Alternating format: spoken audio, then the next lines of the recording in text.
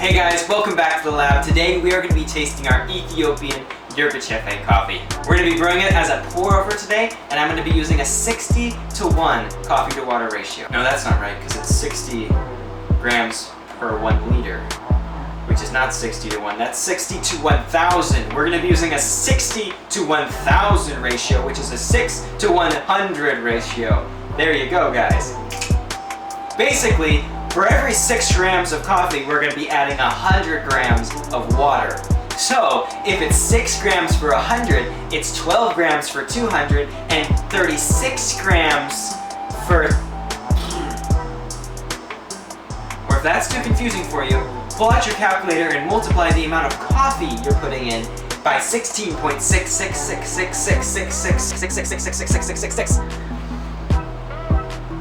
Today we're going to be using 20 grams of coffee. Rinse your filter. Coffee. I'm going to make a little well in the center of the coffee. Pour in 40 grams of water. Start your timer.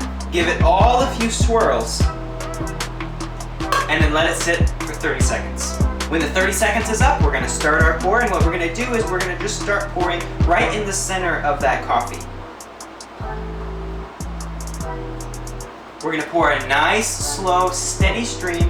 For this recipe, we're going to keep pouring until we hit 333.33333 grams of water. In case you're wondering, that is 20 times 16.66666666. We're going to finish our pour and let that just drain out. As we hit 4 minutes on our timer, we should be done draining by that point, and now we're ready to taste.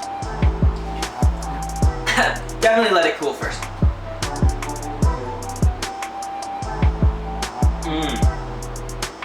Right off the bat, as you take a sip of this coffee, you're instantly going to notice that it has such a tea-like body, and it's very enjoyable. It sits on your palate in a way that just makes you kind of want to keep coming back and back for more. The flavor is not harsh in the least. It also has a very clean taste. It's soft, but also quite distinct, and it leaves your mouth just feeling clean afterwards. A lot of coffees, after you take a sip, they'll leave your mouth kind of desiring something else, but this coffee's not like that. I want to say that it stands on its own, but more often than not, I think we use that expression for things that are strong, things that are stiff, and it stands on its own. This coffee stands on its own in a very mild way. It doesn't need anything else. You don't need to put cream in this coffee. You don't need to add sweetener. It's got this nice, soft sort of sweetness to it. A sweetness that almost reminds me of honey. It's very smooth and it's very mellow. It's also got a really pleasant aftertaste. It's probably been 25-30 seconds since I tasted the coffee, and I'm still enjoying the flavors within my mouth. Overall, this coffee checks all the boxes for me. It's got a beautifully balanced acidity. It's got this nice, soft sweetness. The flavor is so good and just keeps you coming back for more. And it's got this amazing, long-lasting, and incredibly pleasant aftertaste. But the thing that's impressed me the most about this coffee is how much energy and effort goes into making this one cup.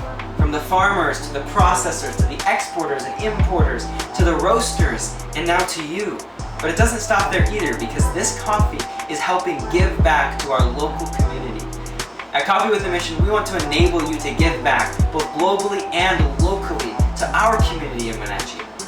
And that's why for every bag of this Ethiopian coffee we sell, $5 is automatically donated to Real Options.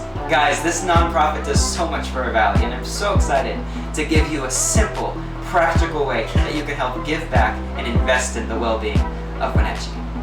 So guys, if you haven't tried this Ethiopian coffee, head to coffeewiththemission.shop, click on our Mission of the Month, and go ahead and pick yourself up a bag of it. You are going to love it. God bless you guys.